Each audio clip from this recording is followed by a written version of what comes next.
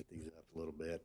I want to welcome everyone today. My name is Brian Rogers, and I serve as president of the Jesse Helms Center Foundation. We are located in Wingate, North Carolina, just outside of Charlotte. And the purpose of the Helms Center, we're a 501c3 nonprofit organization that houses the Senator's archives. We focus on youth programming on free enterprise, as well as hosting lectures with our partner here at the Heritage Foundation and other lectures that we do throughout the state and our country. So why the Helms Center lecture? Jesse Helms served in the United States Senate for 30 years. In 1994, he became chair of the Senate Foreign Relations Committee, becoming the second North Carolinian to do so, besides Nathaniel Macon. He was a leader, top leader in the modern conservative movement, and he, along with Margaret Thatcher and Ronald Reagan, were instrumental. He was very instrumental in winning the Cold War and defeating communism. Matter of fact, Margaret Thatcher wrote, "Jesse Helms' record as a freedom fighter is unmatched." He was also well-known a bipartisan senator. He and Joe Biden were very close friends. And to this day, Vice President Biden still talks fondly of his relationship with Helms. And we refer to in the archives some love letters, really, that Joe Biden and Helms shared that are open. We've put them on our website that are kind of unique. But in 2001, when Helms announced his retirement, Walter Russell Mead wrote in the Wall Street Journal's opinion section, quote, "As Senator Helms prepares to step down, I cannot help but feel that we are losing something all too rare in American politics. A man who consistently put principle before expediency, loyalty before ambition. In these qualities, we could use a lot more like him." And of course, Senator Helms' admiration of the Heritage Foundation is very well documented. He and Dr. Ed Fulner were good friends. And in October 6, 2000, in a letter he penned to Dr. Fulner, he wrote, "If America is saved, Heritage will have played an enormous role in her salvation." And finally, I know Senator Helms and Mrs. Helms, too, would be so proud, not only be humbled by this lecture, but also be so very proud of Secretary Wilkie, who served on his staff. And when Secretary Wilkie stepped away from his staff to pursue other things, Senator Helms wrote a letter to him, and quote, Senator Helms said, "You are a young man of high principle, great judgment, and remarkable wisdom for one so young. I predict a great future for you." And he was right, like he has been on so many ways. But introducing Secretary Wilkie today is retired Lieutenant Colonel Jim Carafano, and he serves as the Vice President at Heritage Catherine and Shelby Cullum Davis's Institute for National Security and Foreign Policy, and the E.W. Richardson Fellow. He's been here since 2009 and served in our U.S. Army for 25 years. In addition to leading Heritage National Security and Foreign Policy team, he also serves on the nonprofit Esprit de Corps, which educates the public about Veterans Affairs. So I'll turn it over to Colonel Garofano. Wow. This is the best day of my life. I get to introduce a great friend and a great American, and I love what Senator Helms wrote. Unfortunately, he's no longer a young fellow, but he's still a man of high principles. Thank you, Brian. It's a real honor to partnership with the Jesse Helms Center on this lecture series and on other projects that we've done over the years. And so you guys bring so much to us, and we're just so grateful for that. So thank you. We've had a number of impressive speakers over the years. However, we've never, ever had a personal speaker with a personal connection with the senator as we do today with our guest, Secretary of Veteran Affairs, Robert Wilkie. Secretary Wilkie was an aide to Senator Helms in the 1990s, served on the board of the Jesse Helms Center, and actually stood right here on the stage, had my job, and introduced so many distinguished speakers over the years. So to have him here doing this is what great payback that is. He is a guest. He is our guest today, and deservedly so. He was confirmed by the U.S. Senate on July 23rd, 2018, and sworn in on July 30th, 2018, as the 10th Secretary of Veteran Affairs. Prior to his current position, Mr. Wilkie was the Undersecretary of Defense for Personnel and Readiness Issues, the principal advisor to the Secretary and Deputy Secretary of Defense for Total Force Management. He also served Jim Mattis as the Undersecretary of Defense and Donald Rumsfeld and Robert Gates as an Assistant Secretary of Defense. Before that, he was a special assistant to the President of the United States for National Security Affairs and a senior director at the National Security Council. Did you ever see this guy at all? For 5 years, he was vice president for strategic programs for one of the largest engineering and program management firms in the world. He is a colonel in the United States Air Force. We don't hold that against him. And he previously served in the Navy Reserve with the Joint Force. Well, I do hold that against him. Joint Force Intelligence Command Naval Special Warfare Group 2. But he does have Army guys in his family, so that's a great redeeming value on his part.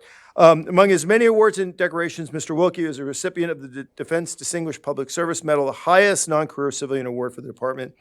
Today, he is here to talk about a subject which was very, very dear to Senator Helms' heart, something that's very close to heritage, and I know very close to everybody who's in this room, otherwise you wouldn't be here today. One of the most important things that we do, which is honor our veterans in deed and in spirit. Ladies and gentlemen, please join with me in giving a warm welcome to the Secretary of Veterans Affairs.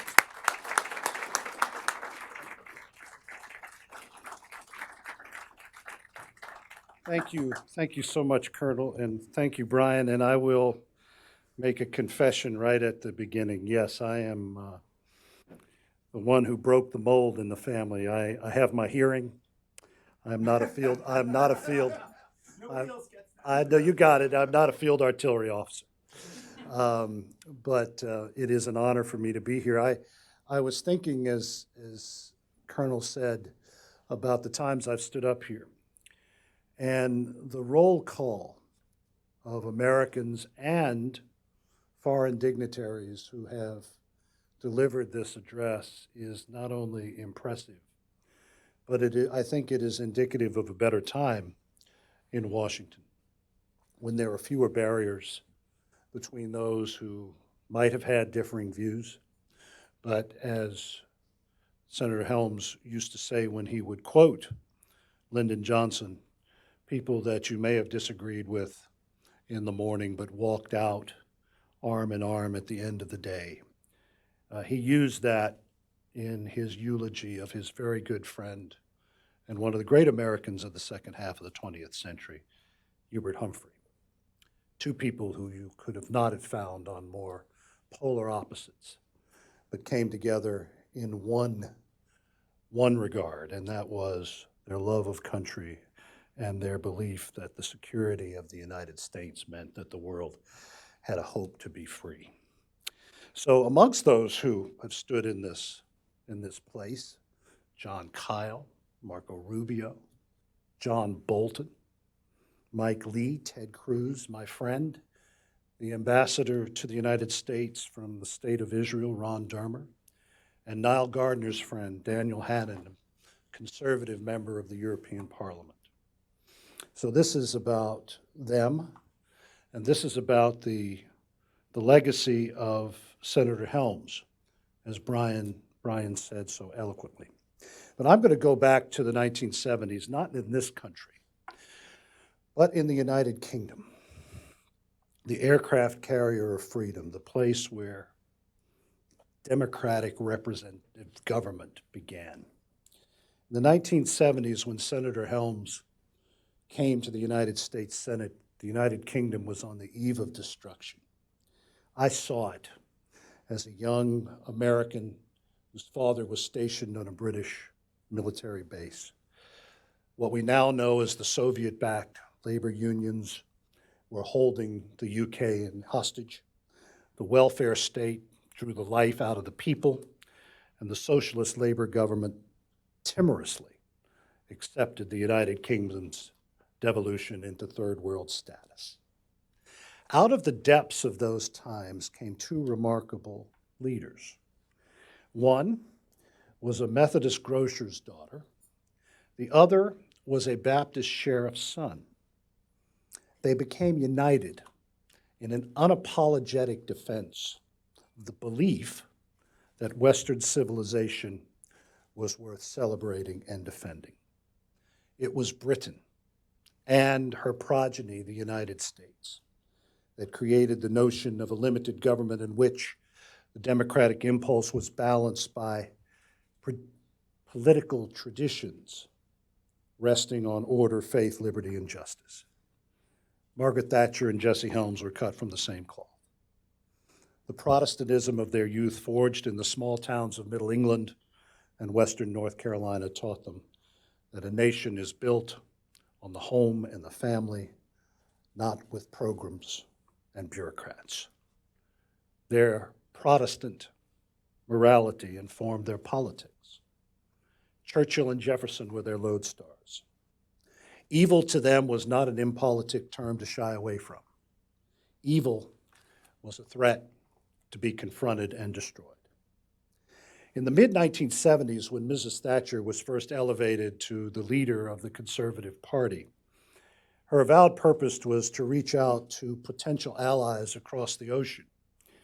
And she decided to come to the United States, but the socialist Prime Minister of the United Kingdom, James Callaghan, denied her the use of the British embassy, where she could have set up an office and actually conducted meetings with famous Americans.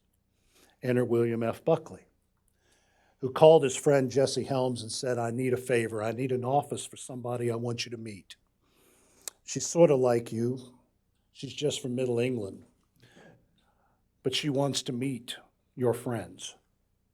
And out of that one phone call, Mrs. Thatcher began a journey that not only transformed the United Kingdom, but led her to a role as John the Baptist, heralding the arrival of Ronald Reagan a few years later.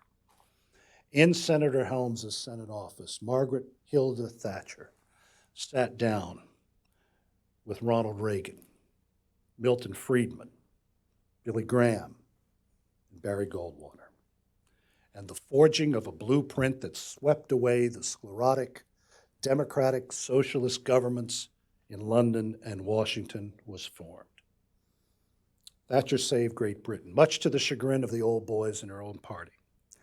She set an example that the stronger partner, personified by Ronald Reagan, used to restore American pride and vanquish Soviet tyranny. But in all of her trials through almost 13 years leading the United Kingdom, she never forgot the role played by Jesse Helms. Not in robust health, she made the journey from London to Monroe, North Carolina, when the Helms Center was dedicated in April of 2000. And as Brian said, she noted on that day that Jesse Helms' record as a freedom fighter for the West is unmatched, and his convictions so triumphantly validated in circumstances so embarrassing for his critics that they've been rewriting them ever since. As she said, Senator No always said yes to liberty. It was not easy for Margaret Thatcher and Jesse Helms to stand athwart the tides, global totalitarianism, and yell stop. Senator Helms used to say, "They don't understand. I don't care what the press says about me, and neither does Maggie." But no one was ever neutral about either one of them. And that is a testament to what they thought politics should be. Not a tussle of banalities, but a battleground for passion and ideas. They never lost an election, and that's what's often forgotten. And they understood freedom better than many of their critics. Senator Helms resolutely believed that American freedom required a massive national defense. He told the veterans of foreign wars at the old Sir Walter Raleigh Hotel in Raleigh back in 1973, "Sooner or later, a weak America will be challenged. Sooner or later, a weak America will have to fight or surrender. Senator Helms, from that small town in southwestern North Carolina, understood better than anybody who did the fighting. He said on that day that the fighting will be done, but it will be done as it always is done by the average man, by the fellow who runs the gas station, and the fellow who runs the little grocery store in North Carolina, and the barbers of North Carolina, and people carrying rifles and not typewriters. And he understood better than anyone else what a scratch farmer from Pall Mall, Tennessee, by way of Buncombe County, North Carolina, meant when he said, "Liberty and freedom and democracy are so very precious that you don't fight to win them once and then stop. Liberty and freedom and democracy are prizes awarded only to those people who fight to win and then keep fighting eternally to hold them." That fellow was Alvin York, the greatest of American soldiers of the Great War. So let me tell you for a minute why the Department of Veterans Affairs exists. It exists because this nation knows the values of the prize that veterans have won and defended. The Veterans Affairs Department exists to care for those who defend this country, as Senator Helms said. The gas station men, the small town grocers, the barbers, ordinary Americans asked to do extraordinary things to defend this country, just like Alvin York. I've been spending a great deal of time in the last year talking about the end of the war to end all wars, because that's the war in which the United States of America erupted onto the world stage. 4.7 million Americans served in that war, and they came from all corners to plant the American flag on the globe. There were others other than Alvin York. There were ordinary Americans like Needham Roberts and William Johnson, members of the legendary 369th Infantry Regiment from New York. 191 days in the front lines, more than any other American regiment. 1,500 casualties, more than any other unit in the American Expeditionary Forces. They were so ferocious that the Kaiser himself called them the Harlem Hellfighters. Over 100 soldiers from that unit were awarded the Croix de Guerre. No unit received more recommendations and honors, and no unit had more holders the Medal of Honor, even though some of those honors came long after the recipients had passed away. Another ordinary American at that time was a nearsighted farmer from Jackson County, Missouri, who lied and cheated to get into the field artillery because he could not bear the thought of his friends and neighbors going to war and he not being there to support them.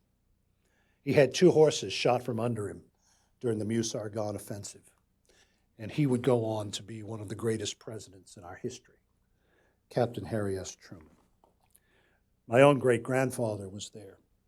He left a small-town law practice in the Mississippi Delta and a part-time teaching job at Ole Miss to join up with the American Army assembling in Camp Gordon, Georgia. In another part of Georgia was my wife's grandfather, a teenager from southeastern North Carolina who'd never ventured much beyond 2 or 3 counties in the Carolinas, but before he was 18, he was marching up the Champs-Élysées into the bloody hell of the Meuse-Argonne. 4.7 million Americans took up arms, 200,000 wounded, 150,000 did not return.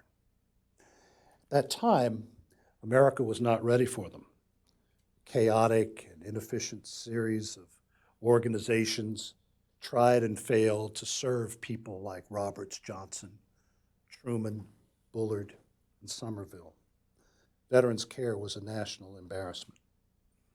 Major General Frank Hines, a World War I veteran himself and the VA's first administrator, led the consolidation and reform that unified and improved responsiveness for veterans across America. In the wake of World War II, with 16 million returning World War II veterans, After 22 years at the helm, General Hines stepped down.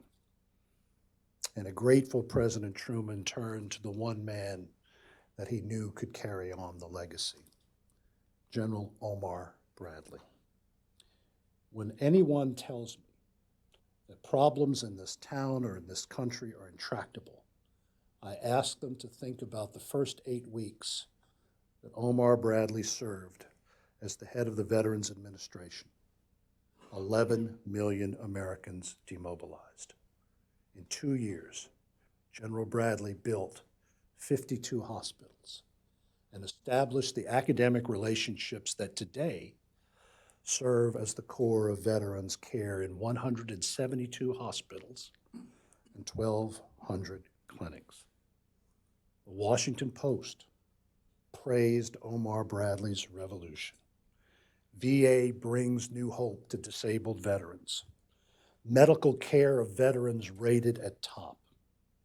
He turned the VA on a dime and completely overhauled and revolutionized the system. It was Bradley who established the institution that we know now. And few know that he was behind the 1945 Homestead program that meant World War II veterans could get community care with a doctor of their choice and buy drugs from their local pharmacies. I doubt anybody on the other side ever talked about privatization when Omar Bradley ran the Department of Veterans Affairs, because it was about serving veterans' needs. There are also other war stories that need to be told. In the 1960s and 70s, I saw, through the eyes of a child, that America forgot the wisdom of Alvin York and Harry Truman. And it forgot the important reasons why we send Americans overseas and why we must welcome them when they come home. As a child, I learned at firsthand the price of war.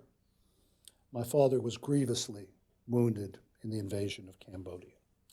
We didn't see him for almost a year as he recovered. But because of how our veterans were treated then, my father and his colleagues paid another price. He was actually allowed to recover for 3 years by the good graces of the great General Creighton Abrams. And he did return to Fort Bragg in the All-American Division, the most decorated combat unit in the Armed Forces of the United States, the unit that Alvin York served on the Western Front in 1918. My father, as a senior officer in that division, was not allowed to wear his uniform off post because the leadership in Washington, D.C. were afraid of the reaction that he would get. That was not Berkeley, California. That was not Cambridge, Massachusetts. That was southeastern North Carolina, the heart of Richard Nixon country. And as a child growing up both at Fort Sill and Fort Bragg, I also saw this world through the eyes of kindergarten and elementary school classmates. There was always a chance in my world that when a classmate was called to the principal's office, there was bad news waiting. It wasn't a call to go to the doctor. Something had happened in Southeast Asia. That is what happened on April 4th, 1975. President Ford had ordered the evacuation of all of the orphanages in Saigon in anticipation of the arrival of the North Vietnamese Army. He called it Operation Baby Lift. One of the Air Force volunteers was a medic, a master sergeant from Harnett County, North Carolina, named Denning Cicero Johnson. He was taking care of 138 Vietnamese orphans on a C-5 as it lifted off from Tan Son Nhut Air Base. It didn't make it to the end of the runway. Over 100 children died that day and 11 airmen. 44 years after that aircraft went down, my wife and I escorted Sergeant Johnson's daughter, a friend of ours from our childhood, to panel 1W of the Vietnam Memorial and watched Denise touch the name of her father, one of the last 4 Americans to perish in that conflict. So, has the nation corrected the mistakes of the 1960s and 70s? In many ways it has. I had the privilege of speaking at the Nixon Library 2 weeks ago, and I said that President Nixon would actually be astonished to appreciate that even Hollywood stands up for veterans. That has allowed us to make important changes on behalf of veterans because we actually are one of the few causes in the United States that can engender support from every corner of America. One of our efforts is to create a modern 21st century healthcare administration. I referred back to my father's wounds. After 30 years of jumping out of airplanes, he needed 2 new knees, 2 new hips, had a bad back, and had lead in his body that they couldn't take out of. For the rest of his life, he carried around an 800-page paper record. That is what our veterans have been subjected to for decades. But under this president's leadership, we are finally able to begin putting in place an electronic health care record that will begin to be built the moment that young American walks in to a military entrance processing station, so that by the time that American becomes a veteran, we will know everything that had happened to her on her journey through the armed forces. No longer will veterans be forced to travel to doctors' offices with boxes of paper that disintegrate in their hands. The other thing that I wanted to address is a charge that many of you have heard. On June 6th, ironically, the Congress chose D-Day for us to begin the implementation of the Mission Act, the most transformative piece of legislation in the history of our department, second only to the GI Bill of June of 1944. The Mission Act says, finally, that if we cannot meet the needs of veterans across this country, we will give veterans across America the opportunity to get their care wherever they live. But let me tell you what else has happened. I've also been allowed to present to the Congress the largest budget in the history of our department, $220 billion, calling for 400,000 employees across 172 hospitals and 1,200 clinics. Only in Washington, D.C. would somebody say that a budget of that size would be a clarion call to privatize an institution. So let me tell you where we are. In the last year, we have had 3.3 million appointments over the rate that we had last year. More than 1.6 million of those appointments have been, as General Bradley predicted, in our communities. For the first time in history, our veterans now have the same access to care that their neighbors do. They don't have to go to the emergency room when they have the flu or a cold or a sprained ankle. We are giving them access to urgent care. And in the last few months, we have approved over 6,000 clinics from Alaska to Florida to allow our veterans the comfort and the safety of knowing that that treatment is there whenever they need it. But perhaps the biggest challenge that we face is one that is outside the walls of our department. Senator Tillis has referred to me often as Forrest Gump because I tend to take every issue that I confront and refer back to the Roman Empire, at least 19th century America. In fact, Senator Helms once confronted me, actually it was my first day working for him, and he looked at my Wake Forest resume and said, "Son, that is a magnificent Wake Forest resume. Politics and classics. You are qualified to be a tour guide in Rome and have long conversations with 90-year-old priests." But let me go back to the 1890s. Benjamin Harrison was in the White House. Now, nobody knows much about Benjamin Harrison, other than his claim to fame was that he served 4 years in between 2 non-successive terms of Grover Cleveland. But before he went back to Indiana, he acknowledged something that began to bother him when he was a major general in the Civil War. He had noticed in the time between the end of the war and the time that he had been the governor of Indiana U.S. Senator and then President, that so many of the colleagues that he'd fought with were dying prematurely, not because of the diseases of the 19th century, but because they had taken their own lives. The United States Army began collecting statistics on the suicide rate for officers and men in the 1890s. 2 weeks ago, I convened the very first all-government council to finally have a national conversation on veteran suicide in this country. We are bringing together DOD, HHS, HUD, the Indian Health Service, the National Institutes of Health, to finally reach out and touch those American veterans who have reached the end of desperation. 20 Americans take their lives every day who have served in uniform. That number has actually been steady for well over 100 years. But the tragedy for us is that 60% of those who take their lives have no contact with the Department of Veterans Affairs.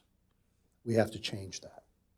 We have to open our efforts to combat suicide by using the free market, by opening up the aperture and providing support to charities, to non-governmental organizations, and to the localities to help us find those that we cannot touch. 60% we do not see. And it hits all areas of life, but particularly in rural America and Indian country, places that are hardest for us to touch. But we need everyone's help. And if we just focus on the last tragic act in that veteran's life, this will be another federal report that serves as nothing more than a doorstop if we don't have that national conversation on mental health, addiction, and homelessness. So why are we doing that? I didn't open up with this, but I'm going to conclude with the reason that we are here. Since the first shots were fired at Lexington in April of 1775, 41 million Americans have put on the uniform. More than 1 million have died. Our department was created in the midst of the most pestilential war in American history. And not too far from where we are standing, a very tired and gaunt man stood up and created the charge that we live by. It is the most righteous speech ever given by an American president. And he concluded a talk on why the judgments of the Lord will eventually be righteous, or as he said, righteous. And then called for us to bind up the nation's wounds, to care for him who will have borne the battle, but more importantly, for his widow and orphan. A few years before he passed away, Senator Helms introduced a fellow North Carolinian from Tarboro, General Hugh Shelton, the chairman of the Joint Chiefs, aboard the USS North Carolina. That is our state's memorial to those who fought and died in World War II. There are 10,000 North Carolina names on that battleship. 10,000 names, North Carolinians who never returned. And Senator Helms said that the ultimate tribute to our American armed forces is to respect the legacy that we all have been given and to preserve it for future generations. In 1964, when Alvin York passed away, President Johnson sent the most formidable Army representative he could send to the funeral of one of America's greatest heroes, Matthew Bunker Ridgway, the man who had led the All-American Division to victory in North Africa and Sicily and had been charged by General Eisenhower with planning the airborne assault on Hitler's fortress Europe. General Ridgway, on the night before D-Day, could not sleep. He was restless. He had given the orders to the All-Americans, to the Screaming Eagles, and to the British 1st Airborne. He actually fell out of his cot. And to save himself, he reached up for the Old Testament and he pulled down the book of Joshua and the reference to the Battle of Jericho, to the promise that Joshua received on that, the most ferocious battle to that time in the history of the Hebrew people, that I will not fail thee nor forsake thee. In 1986, Ronald Reagan awarded General Ridgway the Presidential Medal of Freedom. And he said that heroes come when they are needed. Great men step forward when courage seems in short supply. I cannot think of a better way to honor Abraham Lincoln's legacy than to remind ourselves that we cannot fail nor forsake those who serve and have served in uniform, to honor the memory of those 41 million, and to honor the great men and women who always step forward when courage seems in short supply. So on behalf of our department, I thank you all for your support. I thank you for honoring the great men and women of our nation, and I thank you for allowing me to honor a great American, Senator Jesse Helms. Thank you all very much.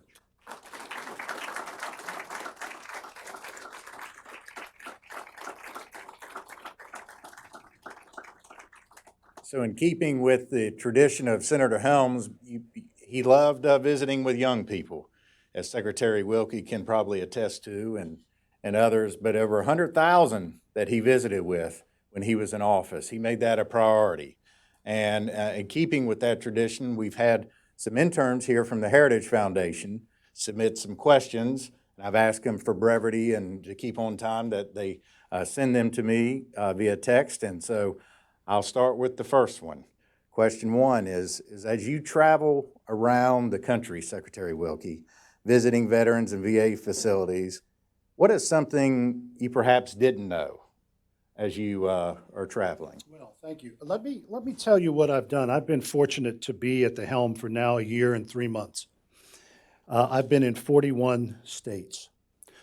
I learned growing up at Fort Bragg and Fort Sill that the only way to run a military outfit is to walk the post. And let me tell you what I have discovered. I have discovered that the Department of Veterans Affairs probably has the most dedicated workforce in the country, men and women who know that they have the most noble mission in the federal government. And let me tell you what has happened just in the last year. You all know better than anyone that this institution was rocked and roiled by bad headline after bad headline.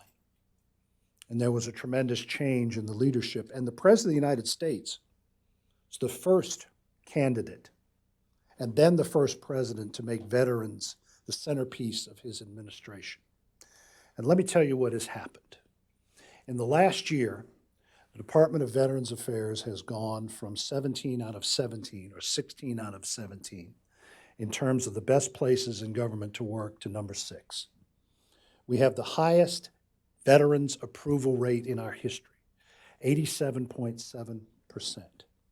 The Journal of the American Medical Association says that our wait times are as good or better than any in the private sector, and the Annals of Internal Medicine have said that finally our medical care is as good or better than in any region in the country. So what does that mean? It means, as I said earlier, that veterans are voting with their feet. They want to go someplace where people understand the culture and speak the language. The leadership team that the President has allowed us to assemble, some of whom are here today, all have very deep military experience. And let me tell you why that is important. There is no other part of society that is like the armed forces of the United States. No other place in America where you not only form the brotherhood of service, but that service and that brotherhood continues until the day that you die. One of my responsibilities that is not well known is that I'm responsible for hundreds of cemeteries across the country. The National Cemetery Administration of VA has the highest employee and customer satisfaction rates of any part of the federal government including NASA. Why? It's because we have a simple way of looking at the lives of veterans. That a veteran could die twice. The first time is when that veteran passes away physically. And the second time is when we stop telling the story of the warrior. We are dedicated to that. One of the new charges that I've given to our cemetery people is I want us to put up in bronze, word for word, the words of Lincoln's second inaugural. The charge that created this incredible institution, but also the charge that in some ways is more powerful than the Gettysburg Address, that there is a higher purpose once you put on the uniform that the leadership of the DC National Guard is wearing right in front of me, and I thank you all for what you do for the nation. So I got around the original question. I have been amazed at how ready the workforce at VA is for change, transformational change, because we're not only doing the things that you read, electronic health record, we're reforming the supply chain. We're reforming our personnel system. We are changing the way we evaluate our capabilities as opposed to the private sector. But we are combining those great forces in America, the notion of military service and brotherhood, but also the forces of the free market, allowing veterans the opportunity to choose, if they so desire, to go elsewhere. That ain't new. Bradley talked about it. We have put it into action. I always say it's remarkable here in 2019 that people in Washington, D.C. still do not understand the scale of the American West. I always say the loneliest sign in America is on Interstate 10 in Houston. It says El Paso, 910 miles. We have Americans that have to travel 700, 800 miles round trip to get to a VA facility. Why do we force them to do that if they're passing community hospitals, doctors' offices, institutions like the Mayo Clinic in Rochester, Minnesota, just to force them to go to a VA facility? I think that's a derogation of our responsibility to care for all those who have borne the battle. Second question from an intern, Secretary Wilkie. You've had the opportunity to work for many leaders like Senator Helms, for presidents, for Secretary of Defense, and now President Trump. Is there particular leadership traits or lessons that you've learned along the way that are profound for you? Because I'm going to rattle off the names: Rumsfeld, Rice, Gates, Mattis, Trump, Bush. There's no way I'm going to talk about any one of those and then leave out one of the others. But I am going to talk about where I grew up. I mentioned earlier that I visited the Nixon Library. I remember my mother and her fellow young Army wives watching the television pictures of the carnage on the streets of Chicago. I can see them gathered in our home at Fort Sill. Their husbands had either, like my father, already been to Vietnam at least once, or were about ready to go to Vietnam. They knew that the country was ugly at the time. They saw it coming apart. And yet, they all knew they were part of a community that had a higher calling, that it didn't matter what was going on outside the walls of Fort Sill or Fort Bragg, that they were going to support the community that they had become part of. So that's the world I grew up in. And the lessons that I learned about selfless service came from that period. And Niall Gardner's here, and I can tell him that as part of my father's recovery, he was allowed to go to the United Kingdom and teach at the Royal School of Artillery in Larkhill, Wiltshire.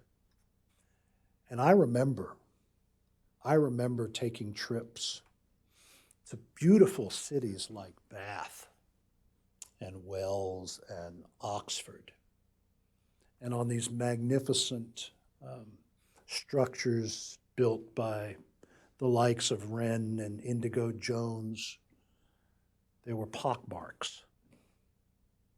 Coventry Cathedral being the greatest example of that. This medieval structure, the home of the Cathedral of St. Michael, was a shell. The only thing left was the wall outside the high altar and two burnt timbers that the people of Coventry had assembled, the sign of the cross, where the great cross of the high altar had stood for almost 700 years. And it struck me at that time how fleeting liberty was, that here was this great nation, the home of the freedoms that we enjoy in this country, the antecedents for what we have. And they came that close to losing it. So that's a long-winded way of saying the lessons that I learned, the most important ones of service, came from watching people at Fort Bragg and Fort Sill, even when it wasn't popular to serve. One last question, and the question is, a lot is asked of the VA, but what can Americans outside of Washington, D.C. do maybe to help the VA or veterans as a whole? There are a lot of different programs, but what can Americans who aren't veterans do to help the department? Before I answer that, I want to build on a conversation that you and I had earlier. I mentioned the list of great speakers who've come here and given the Helms lecture. As I mentioned, I introduced some of them, the last one being Ambassador Dermer. I also learned some very valuable lessons working in the United States Senate in the 1990s. Senator Helms had a great wall. It wasn't a glory wall that you see in most politicians' offices that just have the politician with the arm around the celebrity. In fact, the only celebrities on that wall were close friends of his, names like Jimmy Stewart and John Wayne, not ordinary celebrities. But there were other pictures. Hubert Humphrey, Jimmy Carter, even Alan Cranston and Howell Heflin. The reason I say this is that I learned a valuable lesson that I mentioned at the beginning of this discussion, that the person that you disagree with in the middle of the day is somebody you leave the room with your arm around. It was a better time. Senator Helms's best friends in the United States Senate were people like Lloyd Benson and Dale Bumpers and David Pryor. One of the saddest moments of his tenure in the United States Senate was the day that a plane crashed in Minnesota, and it took the life of Senator Paul Wellstone. Now, you could not find two figures in this country from more polar opposites than Jesse Helms from Monroe, North Carolina, and Paul Wellstone from Minneapolis, Minnesota. And yet, they had a special love between them that transcended politics. And I will tell you, when I was working for Senator Lott as the floor manager, Senator Helms had a terrible bout that actually led to another heart surgery. And Senator Wellstone saw me. He hadn't seen Senator Helms in a few days. And he said, I haven't seen Jesse. And then I explained it to him, and he got visibly upset. He said, "Can you help me?" I said, "Sure." He said, "Can you arrange for me to go to Bethesda?"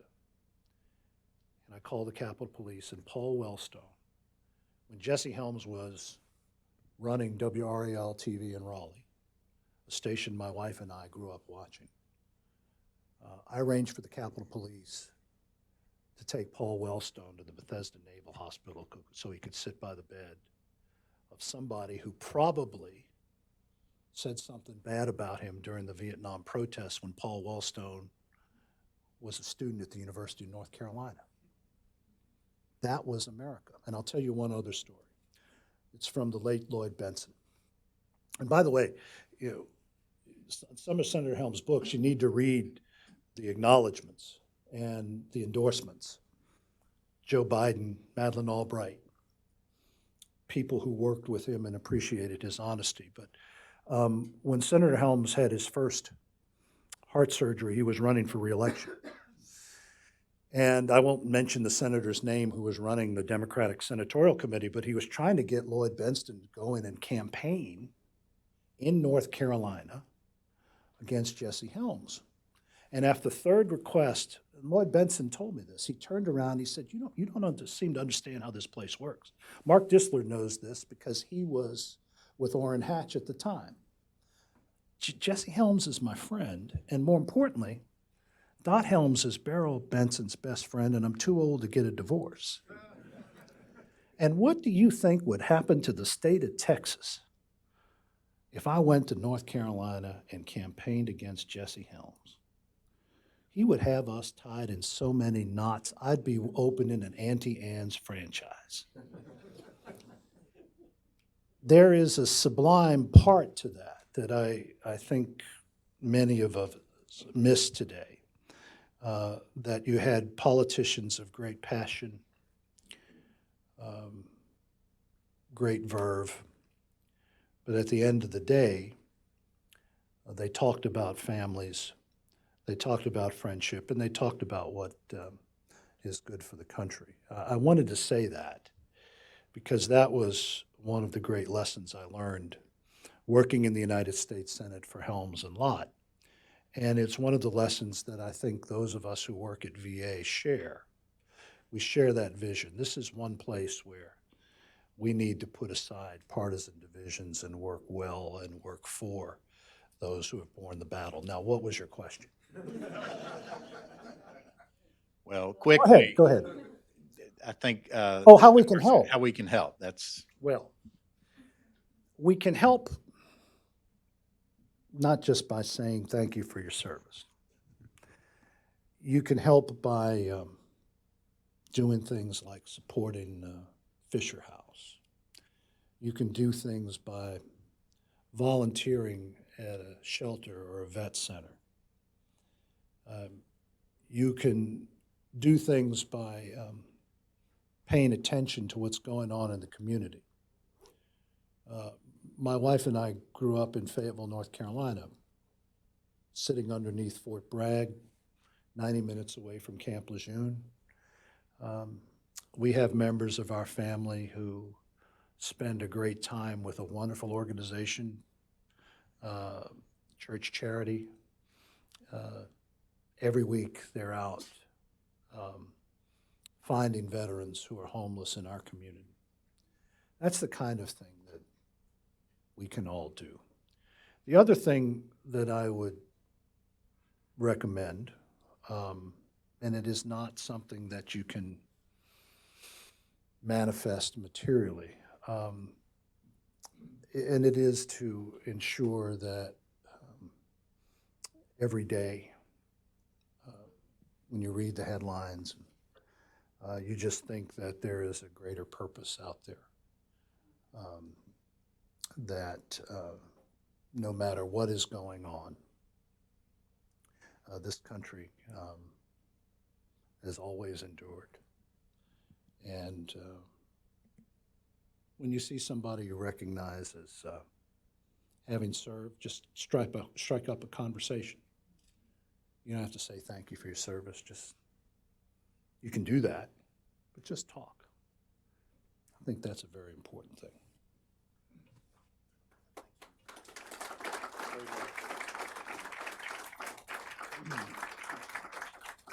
And this concludes our program, and on behalf of the Jesse Helms Center and the Heritage Foundation, thank you for coming, and thank you, Secretary Wilkie, for your words today. Thank you all.